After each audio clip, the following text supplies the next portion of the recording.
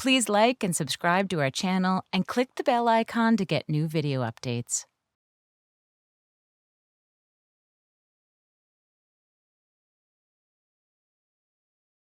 I was sitting on a metal stool in front of my desk, holding a copy of Agatha Christie's And Then There Were None, when out of the corner of my eye, I saw through the janky-ass metal blinds that never really closed all the way, shadows or figures.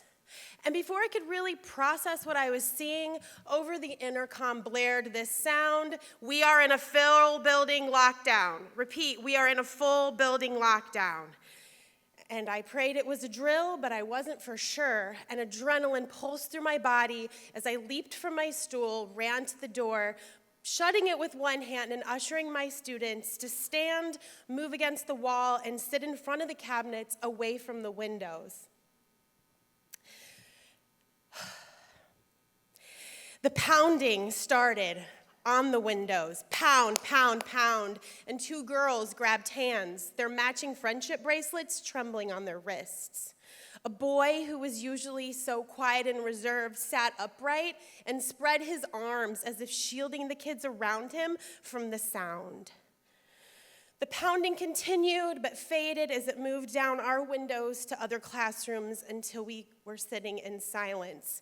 And I know that we were all holding our breath because I was in a room with 27 seventh graders and I could hear the clock tick. Now, I had been in that classroom for many years and I didn't even know that the clock made a sound, right? Then we started hearing some noise by the door, and I had a synapse in my brain that made me panic that I had forgotten to lock it that morning. I had been very careful to come in through my door and lock it immediately ever since the staff meeting that we had had a few weeks before. It was 2008, and there had been a shooting at Northern Illinois University on Valentine's Day, and that hit very close to home for the community where I taught at that time. And our principal worked with authorities to put together procedures so that we at our middle school would have a process for a lockdown in case of an active shooter. And we sat at the staff meeting and they told us they wanted it to mimic real life, so we weren't gonna get the time or the date that it would happen. Just know that we've given you a script, you know the procedures, and your job is to keep the kids safe. And I took that very seriously because school should be a safe place no matter where you live.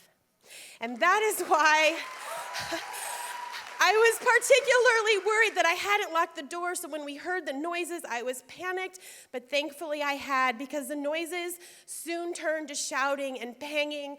"Open the door, open the door!" And we sat and listened to the lock struggle to hold its place as the door was violently jerked. The kids who were sitting closest to the door were stricken. Their fists were clenched, their eyes were shut, their jaws were clenched. It's like they were bracing for impact, and I just kept thinking, what the hell would I do if this was real? So I reassured myself with the same idea that I told my students in reassurance a few minutes later when the drill was over. This is the thing, guys. School shootings don't happen. In 10 years since Columbine, there's only been a handful of shootings, and they've all been at colleges and universities. We do tornado drills and fire drills, and you're not afraid of those. This is just something the school needs. And I felt okay about that answer until a girl raised her hand and said, "So, Miss Lavery, what if I was getting a drink or something when the lockdown happened, but when I came back, the door was locked? What would happen then?" Fuck, shit, fuck. I mean, obviously, I didn't say that to her. Thankfully, I had the script to go by, but I knew what the script said, and the script said that I had to look at that barely 13-year-old girl and tell her I had to leave her in the hallway, that I couldn't compromise the 26 students that were still in the classroom. And she looked at me, and she recoiled, and a veil of innocence fell down her face with her tears and said, "You mean you would leave me out there to die? What do you say? Yes? No? Maybe?" I gave her the answer that I could fall back on, and that was again to reassure her that this was an anomaly. It was not going to happen in Lake County, Illinois. And she accepted the answer, even though it wasn't the one that she wanted. And actually, everyone in that room accepted the answer because it gave us all the security we needed to hear. Now, fast forward 10 years to 2019, I'm teaching in a new district, in a new school, still middle schoolers. And the thing is these kids have been doing this drill, kids that are in middle school now since they were in kindergarten. They are seasoned veterans.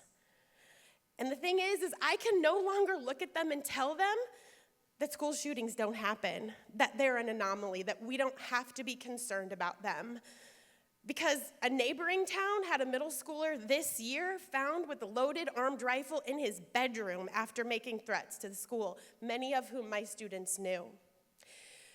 So when the familiar lockdown announcement came on over the intercom, the students didn't look to me at all. They were more like military operatives than awkward teenagers as they planned how to barricade the door with which desks and which stapler would be the heaviest one to throw at someone.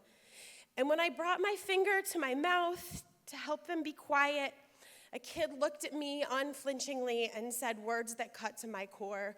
Miss Lavery, I know that that's what you think you're supposed to do, but your job is not to save us. We have to save ourselves.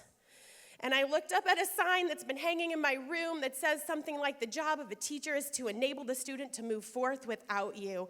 And I had looked to that sign a lot of times for inspiration, but I never thought the way I would see it play out was in that situation. Thank you.